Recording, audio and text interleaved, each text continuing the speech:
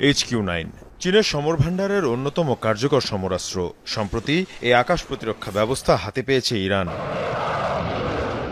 2001 সাল থেকে ব্যবহৃত হচ্ছে এই এয়ার ডিফেন্স সিস্টেম। মূলত রুশ S-300 এর আদলে তৈরি করা হয়েছে HQ-9। এর পাল্লা প্রায় 300 কিলোমিটার, 180 কেজি পর্যন্ত বিস্ফোরক বহনে সক্ষম এক একটি মিসাইল।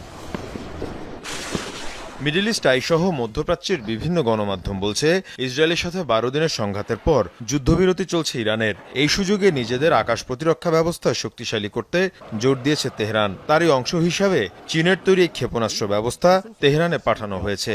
হোয়াইট হাউসও এই ইস্যুতে অবগত রয়েছে বলেও জানানো হয় প্রতিবেদনে। ইসরায়েলের সাথে যুদ্ধে স্পষ্ট হয়ে ওঠে ইরানের আকাশ প্রতিরক্ষা ব্যবস্থার ব্যর্থতা। দেশটির বিভিন্ন গুরুত্বপূর্ণ স্থানে সফল হামলা চালায় ইসরায়েল। এরপরই তেহরান গুরুত্ব দেয় নিজেদের আকাশ প্রতিরক্ষা ব্যবস্থা জোরদারে। এই এয়ার ডিফেন্স সিস্টেমের বিনিময়ে চীনকে বিপুল পরিমাণ জ্বালানি সরবরাহ করছে ইরান, এমনটি দাবি গণমাধ্যমের। এর আগে তেহরানকে অত্যাধুনিক ফাইটার জেট সরবরাহ করছে বেইজিং, এমন দাবিও ওঠে।